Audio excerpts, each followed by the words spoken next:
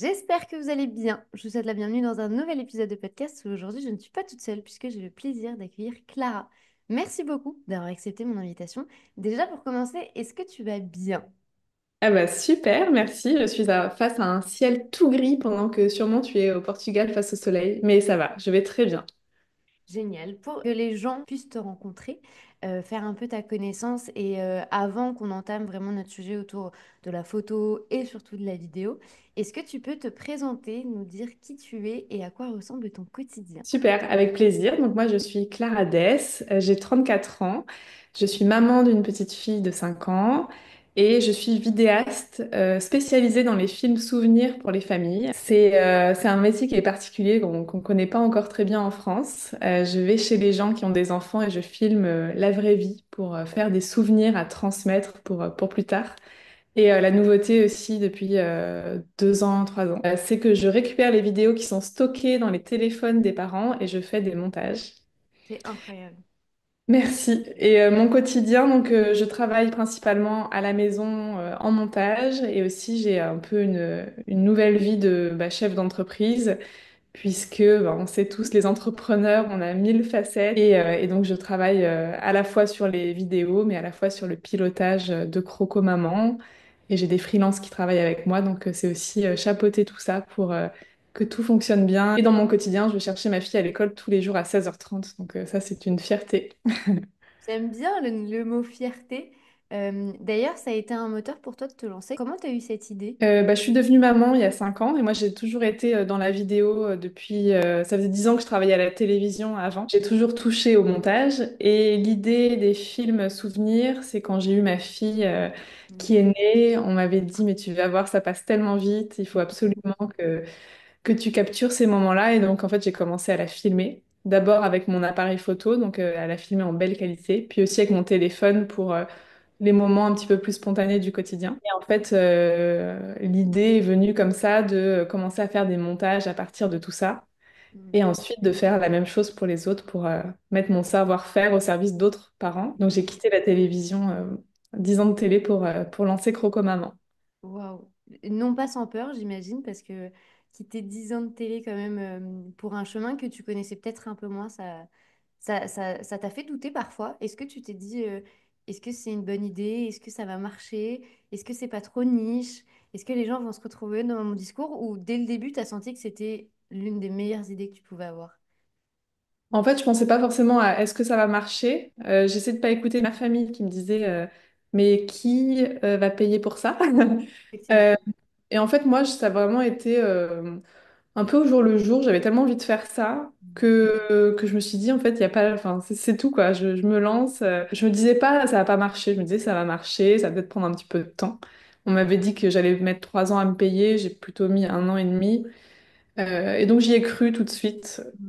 Et j'ai surtout mis beaucoup de choses en place dès le début. Je me suis fait accompagner dans des collectifs d'entrepreneurs. Enfin, je me suis vraiment vite plongée dans le bain de l'entrepreneuriat parce Mm. que je n'y connaissais rien et j'avais tout à apprendre.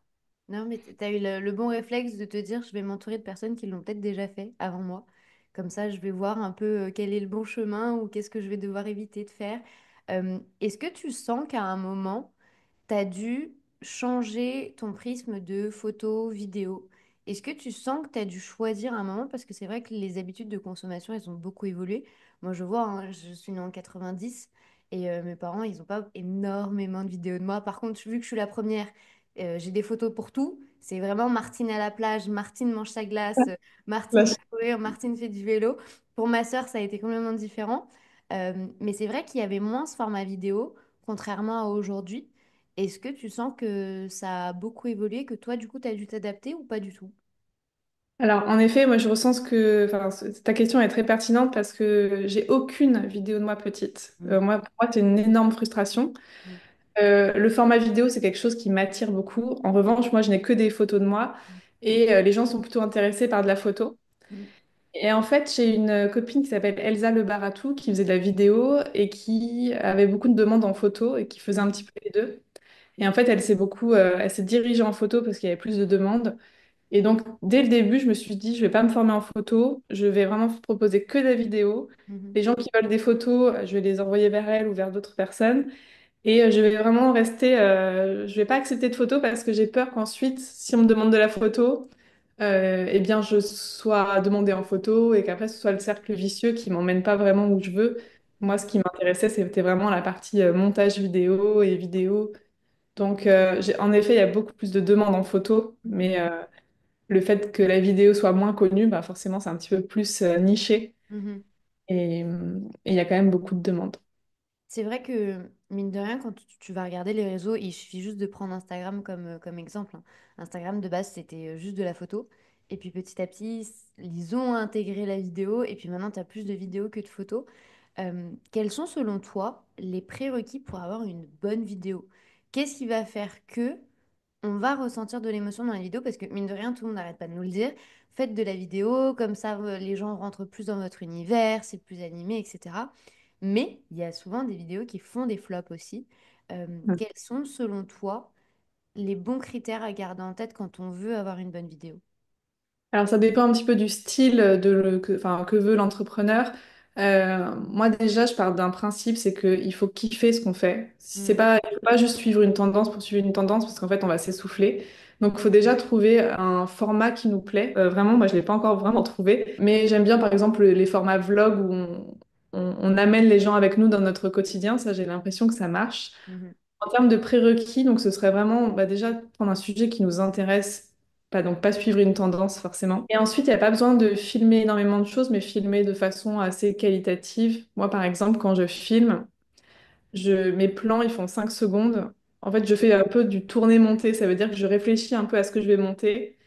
Et je vais aller filmer, par exemple, sans trop bouger. Je vais pas bouger dans tous les sens, ça sert à rien, mais plutôt faire plusieurs plans fixes sans bouger. Pareil, si je sais pas, si je filme en marchant, ben, je dis à tout le monde, bah, filmez comme si vous étiez sur la Lune en apesanteur très lentement. En fait, il n'y a pas besoin d'aller hyper vite avec les mains et le téléphone, parce qu'en fait, c'est le montage après qui donnera le rythme. mhm, Donc le prérequis, c'est de filmer ouais, de façon plutôt qualitative, donc pas bougeons pas trop, kiffer, et après, pas besoin forcément de se mettre en avant ou de parler. Moi, par exemple, je suis pas très à l'aise dans les interviews, je me filme toute seule en train de parler, je foire tout le temps. mhm, Donc trouver un peu voilà, le style qui vous plaît. Moi, j'aime bien montrer les coulisses de ma vie, par exemple. mhm. C'est un super bon tips de filmer que 5 secondes. Parce que c'est vrai que, tu vois, quand tu essayes de te mettre au format vidéo, tout comme moi, hein, je vais vraiment parler de mon expérience parce que je suis sûre qu'il y a des gens bien plus doués qui nous écoutent. Mais j'avais tendance, tu vois, à faire des vidéos de 20, 30, 40 secondes. Et après, pendant le montage, j'étais en mode, OK, et là, je fais quoi de ça? C'est trop long, alors, ou c'est trop répétitif, je sais pas quelle partie je préfère. Et au final, ça devenait tellement long et tellement compliqué que j'ai abandonné parce que j'aime pas les choses qui sont compliquées. Et c'est vrai que avoir, tu vois, ce truc où tu te dis pendant 5 secondes, tu filmes et après tu changes de plan, déjà, Oui. même intellectuellement, je trouve que ça motive ta créativité à penser au résultat final parce que je vais anticiper une question. Les gens vont me dire, mais moi, je suis pas créative, j'ai pas d'idée. Comment est-ce que tu fais pour imaginer déjà le plan, ou du moins où est-ce que toi tu trouves tes sources d'inspiration? D'accord, je vais donner un exemple concret. Hier, j'étais à une soirée avec d'autres entrepreneurs et je m'étais dit, bon, bah, je vais filmer la soirée et je vais mettre le montage en story. Je vais l'envoyer à tout le monde, comme ça, voilà. Déjà, ça fera un souvenir pour moi, ça fera un souvenir pour Instagram, un peu de visibilité, des partages, etc. Et en fait, c'est incroyable parce que le montage fait 1 minute ou Mhm. 1 minute 30. Et en fait, j'ai que des bouts de 4 secondes dans mon téléphone. Et c'est vraiment c'est ce qu'on disait. Et donc, comment penser au résultat final? Bah, moi, je voulais montrer, je me dis, bah, qu'est-ce que je veux montrer de la soirée? Je voulais montrer un peu les échanges, les rires, la déco qui était jolie, le dîner qu'on a fait.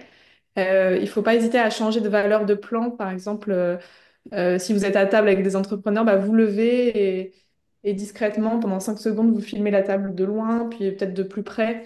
Donc, se déplacer, pas toujours se contenter de là où on est et d'attendre qu'il se passe des choses, mais plutôt vraiment de se dire, OK, par exemple, à un moment, je me suis mis dans la rue, j'ai filmé de l'extérieur avec le nom de la devanture, parce que je voulais aussi bah, que le restaurant où on était puisse repartager ou puisse avoir un souvenir. J'ai pensé à ça, de me dire, allez, je vais filmer dehors, ce sera peut-être le premier plan. Ensuite, ben, je vais aller dedans, je vais filmer l'ambiance. Donc, c'est découper un petit peu Mhm. par plusieurs perspectives et se reculer et voilà, aussi montrer la scène entière, après de se dire, bon, allez, je vais filmer des gens qui rigolent. Mm. Et pas forcément filmer toute la soirée. Et vraiment, moi, j'ai que des bouts de 4 secondes. J'en ai 50 de Mm. 4 secondes. Je suis très nulle en maths, mais j'ai très peu de matière en fait, mais ça suffit largement. C'est vrai qu'on a tendance à penser qu'il faut qu'on fasse des trucs de ouf, alors qu'au final, 4 secondes par 4 secondes par 4 secondes, comme ça, mine de rien, ça a l'air complètement faisable. Enfin, tout le Oui, monde dans son quotidien peut filmer, je sais pas, les 12 secondes d'un truc dans différents angles. Et oui, j'aime bien, tu vois, cette approche aussi de décomplexifier et de te dire, bah, t'as pas forcément besoin d'avoir un matériel de ouf, t'as pas besoin de créer des vidéos de dingue. Il faut juste déjà de un, vouloir le faire. Et j'aime bien aussi, tu vois, ton approche de te poser toujours la question de qu'est-ce que tu veux transmettre dans la vidéo. Et ça revient vraiment à ce que je dis très souvent en création de contenu, poser l'intention avant de créer le truc. Comme ça crée, tu vois, comme un fil conducteur et une logique. Mais c'est vrai que parfois, ça peut être assez difficile à mettre en place, surtout quand on fait partie des gens comme moi qui vont filmer 1000 trucs et qui vont ouais. jamais les partager, jamais les publier, parce que ou on se dit que c'est pas intéressant, ou on n'est pas trop à l'aise avec ça, ou on n'est pas à l'aise avec ce format. Et c'est vrai que Ouais. c'est un format qui devient quand même, enfin, qui est devenu très central en communication. Quelles Mm. sont, toi, tes techniques pour être sûr que le contenu que tu vas filmer, ça va forcément être un contenu que tu vas publier en sachant que Clara Ouais. est une petite dingo de la tête. Elle fait des montages de dingue pour ses stories et après, elle les met pas du tout dans le feed. C'est-à-dire que Ah bah, reste c'est en ce que je veux dire. story. Je trouve ça fou, vraiment, de passer autant de temps, entre guillemets, hein, parce que je sais que tu es très rapide, à publier du contenu pour les stories et après te dire, ben, en fait, c'est du contenu qui va rester éphémère. Oui, en fait, déjà, je réfléchis à ce que je veux montrer dans mon feed, Mm. donc ma vitrine, et j'ai pas forcément envie que les parents qui découvrent mon travail voient toutes mes soirées entrepreneurs. Enfin, en fait, ça les intéresse pas. Par contre, bah, ces vidéos, je me dis que c'est sympa pour. C'est du spontané. Mhm. Donc, en fait, moi, tout ce qui est vraiment permanent, donc par exemple, je sais pas, partager les coulisses d'une journée avec moi, ça peut intéresser mes clients, donc je vais le mettre dans mon feed. Mais tout ce qui est un petit peu spontané, c'est juste un peu pour montrer ou pour je sais pas, me la péter ou pour Mhm. raconter ce que j'ai fait la veille, ben, tout ça, direct, ça va en story. Ouais. Donc c'est de l'éphémère. Et en fait, je me dis pas, j'attends le meilleur moment. Non, c'est vendredi soir, les gens, ils sont en train de manger. Je réfléchis pas, je poste en fait. Je me dis, c'est soit je le poste maintenant, soit ce sera jamais posté. Et parce qu'avant, je faisais beaucoup d'erreurs de garder des dossiers dans mon téléphone en disant Reel pour telle journée, Reel pour truc, Reel cadeau de Noël, machin. Et en fait, je ne postais rien. Et après, je dis attends, c'est plus Noël. Donc j'attends l'an prochain. Donc ça restait dans mes dossiers. Donc maintenant, je me dis ok, mieux vaut fait que parfait. Je le fais maintenant. C'est pas forcément le bon moment. C'est Mhm. pas l'algorithme n'est pas bon, je m'en fiche. Complètement. Et vraiment de me décomplexer, de me dire que c'est du contenu éphémère, mais qu'en fait, comme c'est de l'éphémère, ça va quand même apporter de la qualité à mes stories. Mhm. Même si c'est éphémère, ben, les gens qui l'auront vu ce jour-là, ils se seront dit, ah bah tiens, elle fait des montages sympas. Moi, c'est quelque chose qui m'a marqué dans ta communication, donc je confirme que je pense que ça c'est différent en fait, parce qu'on se dit tout le temps, les stories ça dure 24 heures, t'as pas besoin de te prendre la tête, franchement, fais au plus simple, au plus rapide. Et c'est vrai que bah, quand tu vois un montage aussi bien fait en stories, tu te dis, ah ouais, quand même, la personne a vraiment pris le temps, elle s'est concentrée sur tout le fil conducteur qu'elle voulait vraiment transmettre. Et c'est vrai que la première fois qu'on a échangé toutes les deux, c'est l'un des premiers trucs que je t'ai dit et tu m'as dit, mais ça me prend pas tant de temps que ça. Oui, Qu'est-ce que tu aurais justement à dire aux gens qui trouvent que ça prend du temps ou qui pensent que ça prend du temps et que du coup, ils ne le font pas? d'accord. Bah déjà pour les stories, c'est assez rare que je fasse vraiment des vrais montages. Souvent, je mets plutôt une story avec un seul plan. Je me prends pas trop la tête non plus. Moi, je suis vraiment la reine de la simplicité. J'aime quand c'est simple. Si c'est pas simple, je le fais pas. Hmm. Si l'exemple de la vidéo que j'ai faite du dîner d'entrepreneur, ça c'est un autre, donc c'est quand j'ai envie de faire un montage à mettre en story. Donc mon conseil, ce serait pas de passer par la plateforme Instagram pour faire le montage, mais de passer par une application externe. Donc moi j'utilise l'application, j'en utilise deux, une qui s'appelle CapCut qui est assez connue et une qui s'appelle VN que j'utilise d'ailleurs un petit peu plus parce qu'en fait CapCut il y a un peu des modèles où tu rentres tes vidéos, mais j'aime pas la musique choisie, c'est trop rythmé, c'est justement trop clippé, trop waouh. Moi, je préfère des montages plus simples, donc je vais plutôt sur VN où c'est moi, je rentre toutes mes vidéos. je les prédécoupe de 1 seconde, 2 secondes, plutôt lents. Enfin, je fais des montages plutôt lents, Mhm. avec des vidéos de 2 secondes à peu près, sans musique. Et ensuite, je la publie en story avec la musique que je veux. C'est pas grave si c'est pas sur le rythme. En fait, je me prends pas la tête Mhm. parce que même si c'est pas la musique qui a été choisie pour le montage, la musique elle est assez rythmée. Donc en fait, les images elles tomberont à un moment sur le rythme. Ouais. Donc, c'est vraiment, voilà, je me prends pas la tête avec la musique. Je fais un montage plutôt basique et après je rajoute une musique qui me Mm. fait kiffer à ce moment-là. Ouais, Donc c'est l'important, c'est vraiment pas vraiment. la simplicité. Ouais, en fait, tu veux vraiment faire au plus simple parce que je pense que aussi, mine de rien, tu passes beaucoup de temps sur le montage des vidéos de tes clients et clientes et familles. Je veux plus parler de famille dans le fond.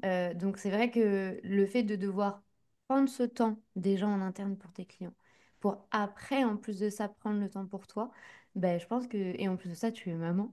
Je pense Oui, que comme toutes les entrepreneurs, tu as 24 heures dans une journée et ce ne sont pas 24 heures à passer en train de travailler. Donc, forcément, il faut aussi simplifier beaucoup de choses. Et Clara est l'exemple parfait que vous pouvez complètement décomplexifier la création vidéo. C'est vrai que tu disais tout à l'heure que tu ne te prends pas trop la tête dans la publication de tes vidéos, c'est-à-dire que même s'il est 23 heures, bon, bah, il est 23 heures, tu publies, comme ça au moins c'est fait. oui, Et c'est vrai que tu as vraiment ce juste équilibre entre spontanéité et temps qui est passé sur le contenu. Comment oui. est-ce que tu as trouvé, toi, cet équilibre pour justement pas passer 10 heures sur du montage, mais tout en gardant ta stratégie? Parce que je sais que les gens vont me dire, oui, mais là, du coup, fais comme ça. Bah, il n'y a pas de stratégie, enfin, c'est pas pensé, c'est pas réfléchi. Alors que dans le fond, c'est bien plus stratégique que les gens ne le pensent. Est-ce Ouais. que tu peux m'expliquer un petit peu, toi, comment tu as réfléchi ton approche et quelle est ta stratégie, du coup, pour capter l'attention des familles avec qui tu souhaites travailler? Alors, en fait, justement, moi, je suis à la fois stratégique et pas du tout stratégique. Donc, j'ai commencé par le pas stratégique qui va aussi décomplexer les gens. C'est que moi, je suis pas une influenceuse. Donc, si ma vidéo, elle fait pas beaucoup de vues, je m'en fiche. Je vais pas me dire, ah mince, tout le monde a 10 000 vues sur ces vidéos, moi j'ai 800 vues, parce qu'en fait, je me dis que sur les 800, bah, il y a peut-être 10 personnes qui vont vraiment être intéressées, et c'est eux que je vise. Je m'en fiche du nombre de vues, donc déjà, je me détache vachement de ça. Et tu sais, parfois, les gens me disent, ah, mais tes vidéos, il n'y a pas de titre, du coup, t'as pas beaucoup de vues, mais je m'en fiche complètement. Donc déjà, je me détache de cet aspect vue. Attends, c'était peut-être pas la question de base. C'est très intéressant comme point de vue, parce que toi, en plus, qui travaille avec la vidéo, la première perception que les gens pourraient avoir, c'est de se dire, ah, mais vu qu'elle fait de la vidéo, il faut absolument que ses vidéos performent. Et Ah oui, c'est j'adore ce bien ce que je discours. voulais dire. J'adore ce discours bah, en fait, même s'il y a 50 personnes qui le voient, si dans les 50 il y en a 10 qui sont super intéressés, moi, j'ai fait mon taf. Et c'est ce que j'essaye de transmettre le plus aux gens. Donc, si, t'es complètement en plein dedans la réponse. Si, si, complètement. Ok. Et en plus, je me souviens ce que je voulais dire, parce que je perdais le fil de ma pensée. C'est que quand même, je réfléchis à ce que je veux montrer. Je vais pas montrer toute ma vie. Alors, je montre quand même beaucoup de choses, parce que moi, j'aime bien montrer mon quotidien. Mais j'ai une sorte de pilier un peu de contenu, c'est-à-dire que j'ai toujours un peu des thèmes qui reviennent, Mhm. et je n'en sors pas.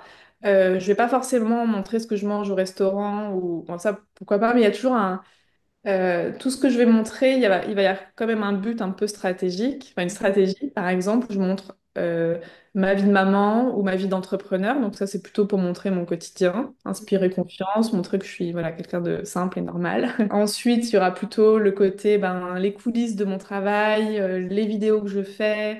Donc ça, c'est plutôt pour inspirer confiance, pour montrer à quoi ça ressemble concrètement. Et éventuellement un peu de voilà, mes soirées entrepreneurs pour voilà, le côté réseau, etc. Mais en fait, si jamais je poste quelque chose qui n'a rien à voir avec ça, je vais quand même toujours le tourner ou le raconter de façon à ce que ça raconte un peu ma vie de maman, entrepreneur, vidéaste. Voilà, il y a toujours une sorte de fil rouge et c'est ce que les gens me disent souvent, c'est que mes stories, elles sont agréables à regarder.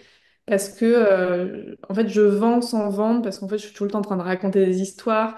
Par exemple, je suis en vacances, je vais filmer la piscine ou ma fille, mais je vais dire, voilà, je filme mes vacances parce qu'à la fin, je ferai un montage. Si vous voulez, si vous avez la flemme de faire les vôtres, je le fais pour vous.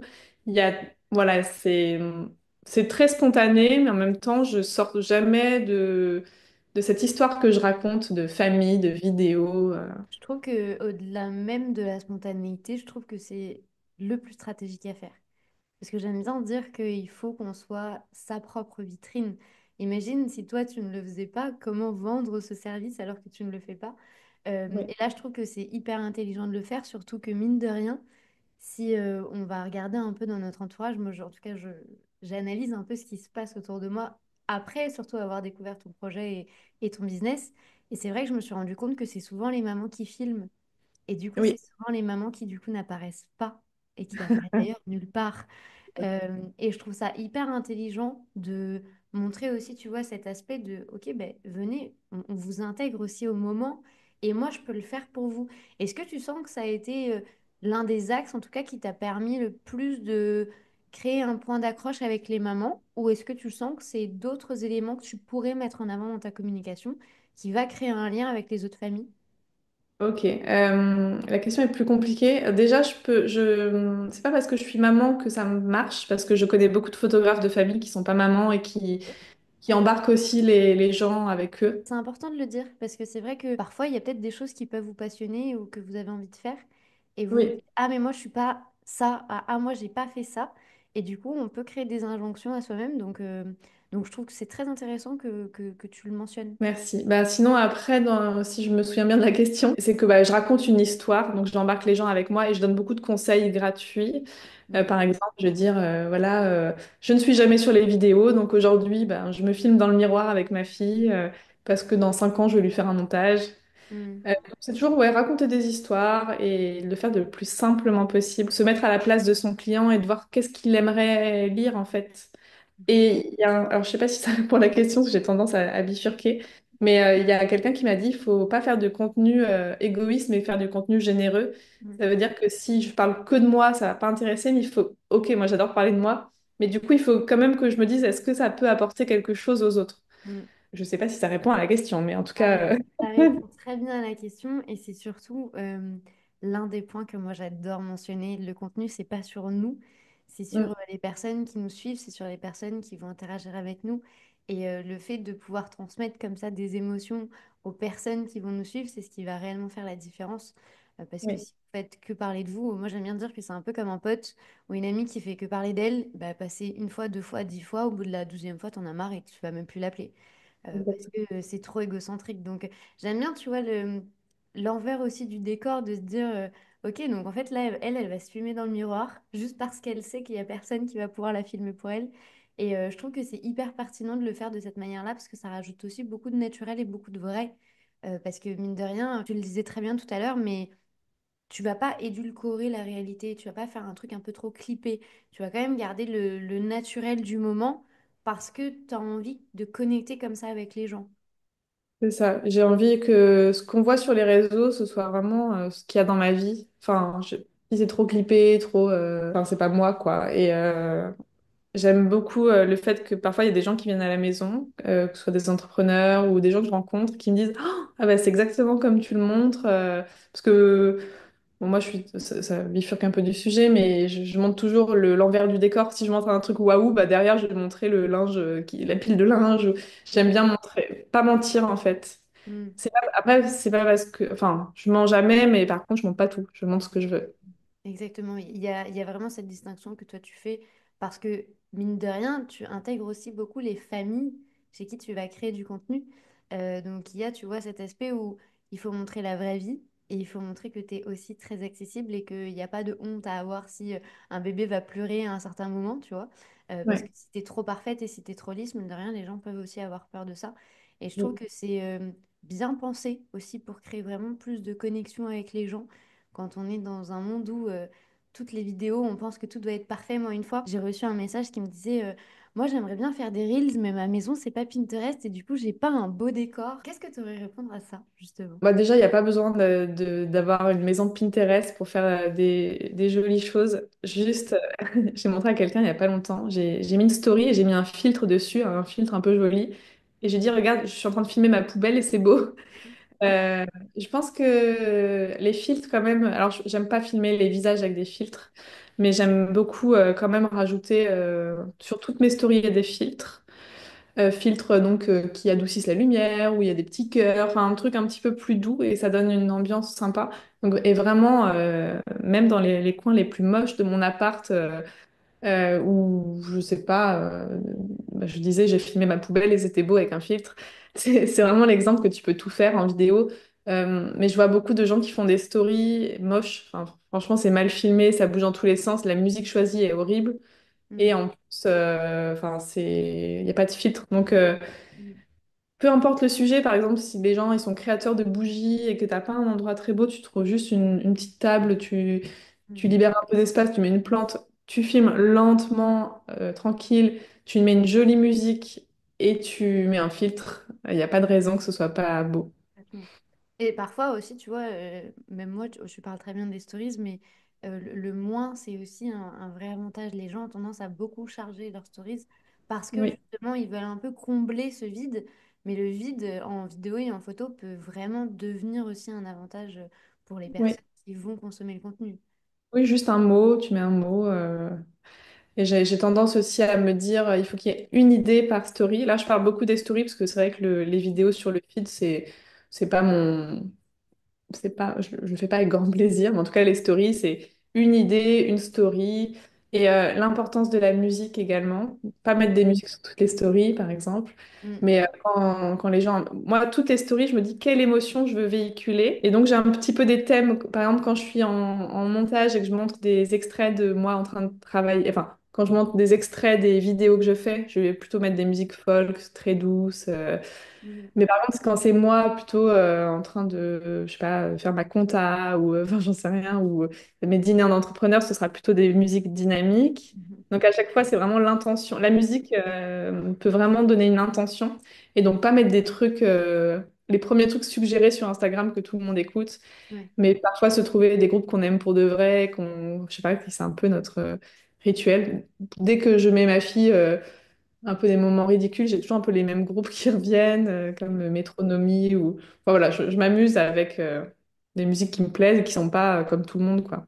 Je trouve ça super intéressant ce que tu dis parce que on a Mm. tendance, quand on veut créer une vidéo, à penser qu'il n'y a que ce qu'on va filmer.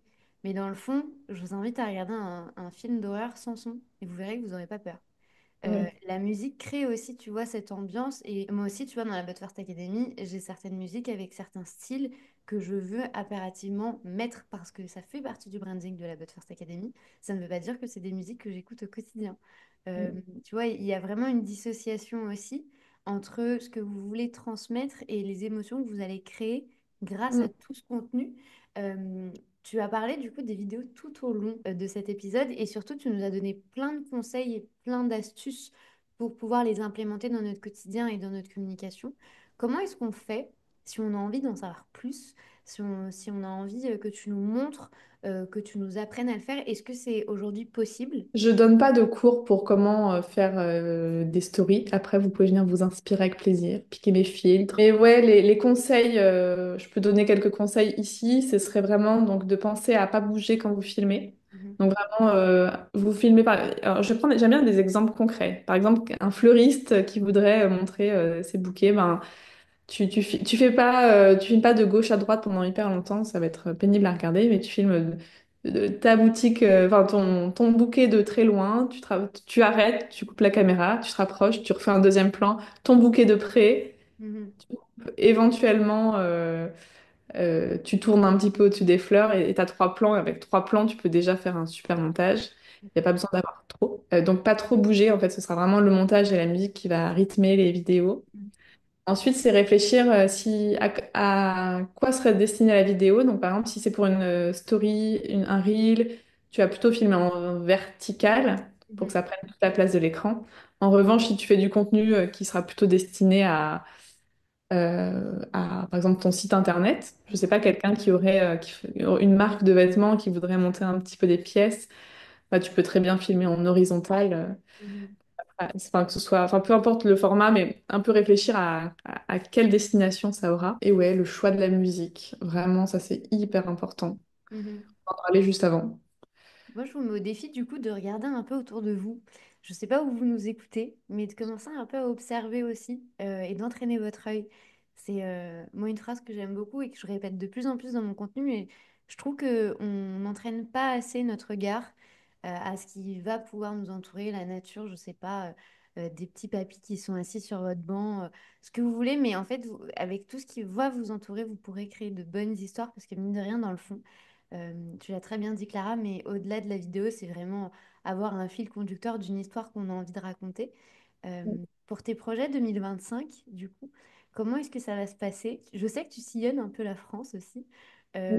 Mais comment est-ce que ça va se passer pour toi, pour le développement de ton entreprise, pour ce que tu as envie de mettre en place également? 2025, j'ai déjà plein de choses en tête. Moi, pour raconter un petit peu ce que je fais, donc je fais des films où je vais chez les gens. Ça, je fais que 4 films par mois parce que j'ai 3 jours de montage et après, bah, toute la vie de chef d'entreprise qui prend du temps.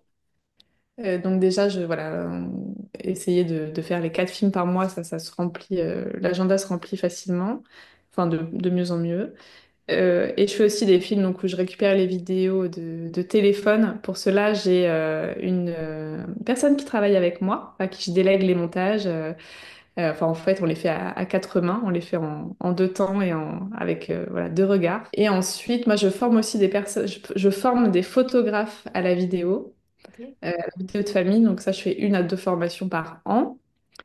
Et sinon, bah, les projets, c'est 1 fois par an, on se fait un tour de France en amoureux et je vais aller filmer les gens chez eux, mais ailleurs que l'Île-de-France ou les villes proches de chez moi, parce que je suis à Saint-Germain-en-Laye, à côté de Paris. Et après, moi, ce sera vraiment une année de un peu structuration, vraiment prendre tout ce que j'ai déjà bâti en presque 5 ans et continuer sur cette lancée sans forcément m'éparpiller avec des nouvelles offres. Et pour ma communication aussi, ce qui peut intéresser les gens, c'est que donc j'ai vraiment réfléchi aux piliers de contenu que je voulais partager. Parce qu'en fait, avant, mon compte Instagram, il était vraiment tourné autour de ma vie de maman et aussi ma vie d'entrepreneur. Tu sais, les 5 erreurs que j'ai fait cette année, machin. C'était très business. Ouais. Et en fait, je me suis rendu compte que ma cible, c'est pas les entrepreneurs. Mm. Et en fait, à part faire plaisir à mes copines ou à des followers avec qui je papote, ben, ça m'attirait pas assez de personnes, de clients. Donc, ce sera vraiment plus tourner mon contenu pour attirer, comme on dit, ma cible idéale. Mhm.